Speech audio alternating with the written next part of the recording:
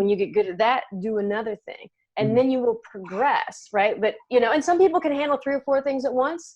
Some people can only handle 1 thing at once, right? But don't try to do all of it and say, I can't do it. It isn't working for me. I'm not going to do any of it.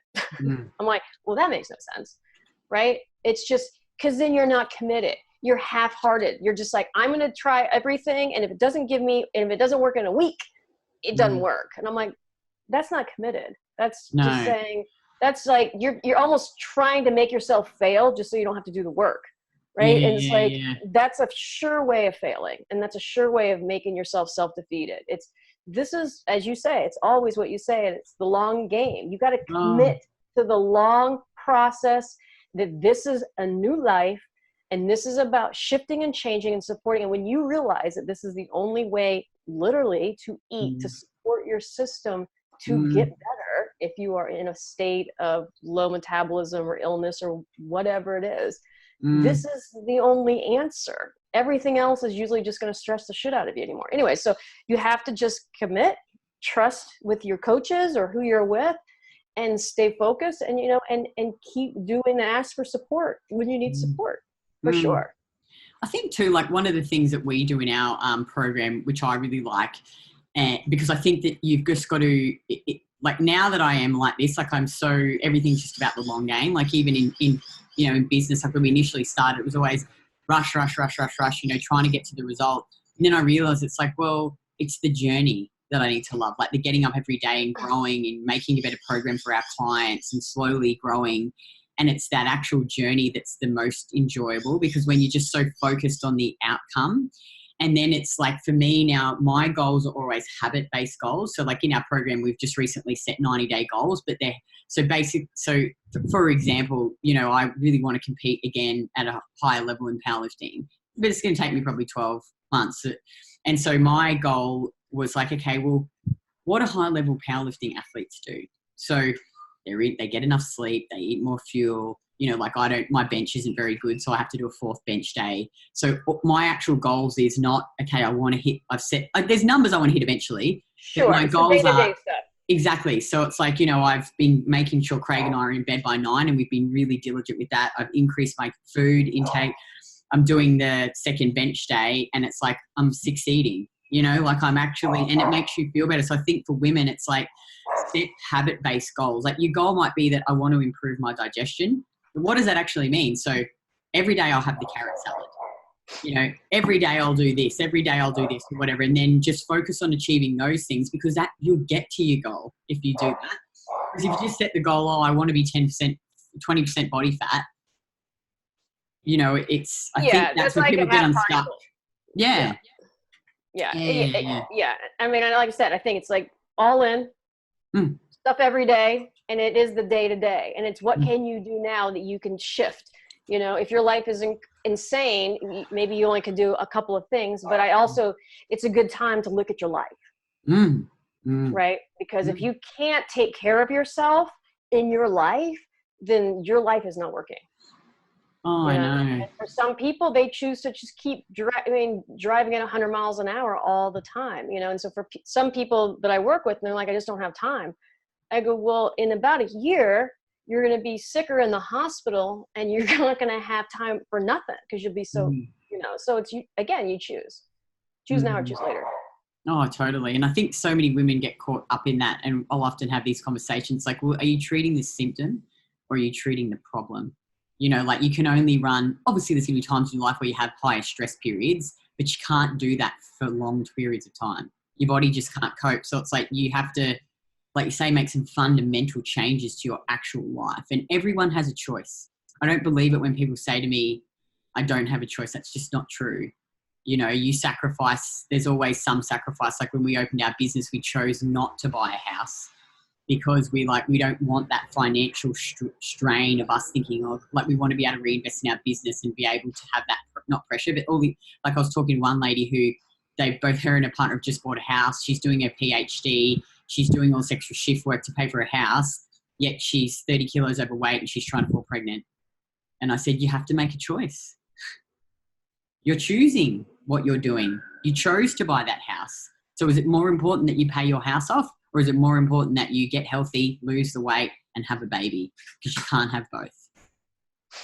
Yeah. I mean, and well, you know, we can talk about that, just societal pressures and everything else. You know, we've been told that we should have all of it. And I think the state of illness and disease and anxiety and depression that's occurring in the world is telling us something differently.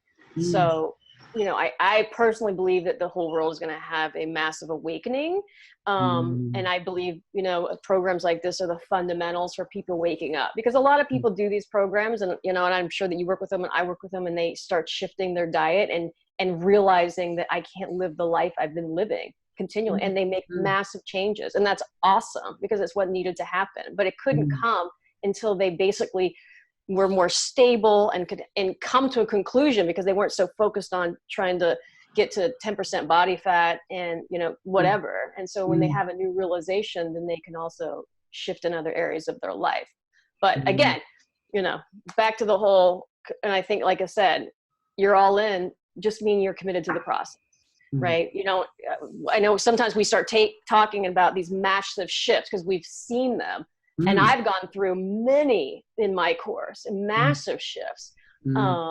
You know, but, you know, it will take time for that all to occur, you know, but it's all good, and it's all great learning. But, you know, I know you, and I mean, I'm committed to this process 200%, you know, and I'm like, because I've been to the other side, right? It doesn't work. I've done it all. No. Same. There is no other option except a long game. There's not. Like, you can try and run yourself, like, it just doesn't. I've seen it so many times, and women actually have left and come back to our program more injured, more hormonally fucked up, because they've gone back and they like, I just couldn't get my head around that this is going to take me a long time. But it took you a long time to get there. You can't rush back. You can't, you know. So yeah, play the long game, everyone. It's just so much nicer, and you'll be happier. Yeah, be committed. Play the long game. Worry about the day to day, and, you know, and ask for help, and trust your coaches or whoever you're working with, and you know, and know that this is the right decision, because it's the only one that makes sense. You know, regardless of what all the other programs say, it honestly is the only one that makes sense. Don't listen to those other people. But like we always talk about, like I say to women, look, do whatever diet means that you can eat a decent amount of calories and not have to train 10 days a week, 6 days a week to maintain your body.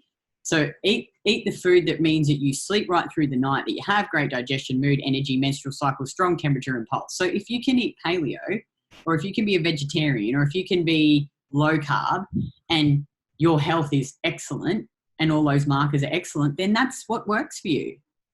I just haven't been able to find anyone who does those things and, like, in the long term, over the long term, feels really, really good, you know, and sleeps well and has good periods and whatever else. So, you know, I know, I you know, but you got, everyone's on their own journey, and totally, So, and when they're ready, like you said, and we've always said that, and people I've talked to them, and they go away and they come back a year later, and then they're ready, and great, because I want to work with you when you're ready, not when you're half-hearted, because, you know, I want to work with people that are committed. I know you want to work with people committed, because then we'll get somewhere.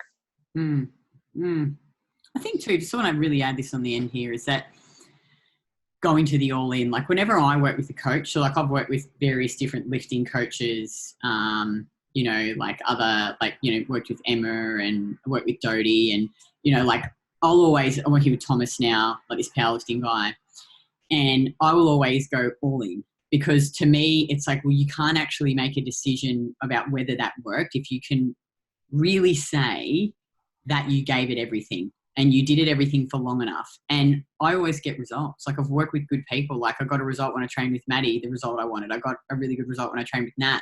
You know, now with Thomas, you know, my squat's looking way better. Even though I at times thought, oh, this is so fucking annoying. Like, doing all this fucking stability, like fixing all my little, you know, foundational things. But now, you know, like when I first started with him, I squatted 100 for 2 and they looked gross. And the other day I did 100 for 6 sets of 8 and they looked fucking good, you know. It took me 7 months. But in my head, I was like, Kitty, he is very strong. He's competed in top level powerlifting. He's had numerous clients that have got results that you don't have. So do what he says. And voila, I'm getting the results. So, you know, I think, and you've got to push not saying that you shouldn't read and listen to other people, but I think like it would be pointless for me then to go and be researching all these other powerlifting coaches and their techniques and then trying to do Thomas's, because it's like, that's just going to confuse you. Like, go and do everything 100%, test it for a long enough period of time. And if it still doesn't work, then you know that you've given it everything, you know? Yeah. That's what I think anyway. Yeah. I mean, and I agree with you, because I mean, I'm sure that you work with people, and I have too, that, you know, you start working with them and then they're reading like 17 other different people and this and that. And I'm like, look, you know, there's going to be 17 different perspectives and they're all going to sound good, or they're going to have their, this is the greatest way, or whatever it is they're going to say. But, you know, whatever you choose, like choose that and commit to it. And and what you said, track and measure and give it a shot, because if you're trying to go in 17 different directions with 17 different viewpoints, you're not going to get anywhere. You're just going to go around in a circle. Yeah. Yeah. So. And it's go deep. Don't go so wide. Like build the foundation and then go deeper. And, you know, like, as I see clients, like I heard Craig talking to a lady last night, she's like, this process doesn't work. And he's like, okay, well, cool. Let's log into your MyFitnessPal. Not consistent with the food. You know, how many days have you trained? Not consistent training. So he's like, well, it's sort of like saying the pen doesn't work, but you haven't picked it up. You know, but she had all these issues, and her previous diet thing she did, she said they started on 1,800 calories and dieted right down to 1,200. Right. And he's like, did that work? Do you want to go back to that?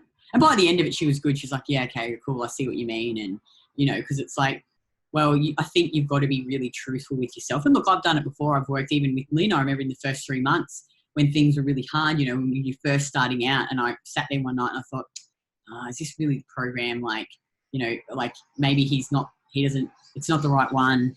And then I asked myself, are you doing everything? And I wasn't. So I went back into the website, I got my shit together, I implemented everything, and now look at us.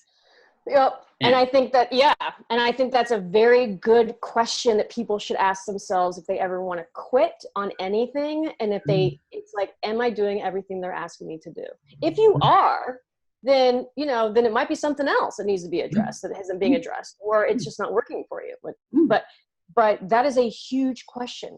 And so if you're not, then maybe why don't you do the stuff first before you, you know, close the door on that one. Because you'll spend your life just jumping from thing to thing to thing to thing to thing. Yeah, you're going to half-ass everything. If you half-ass, give something, you got to, again, go all in. I think that's probably it. We're good. Yeah. Okay, cool. All right. Well, thank you. Thank you so much. I guess I will see you again next week, whenever we do our next one. Yeah, 100%. With some lipstick on.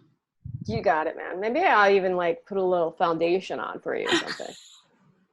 No, you got great skin. You always look good.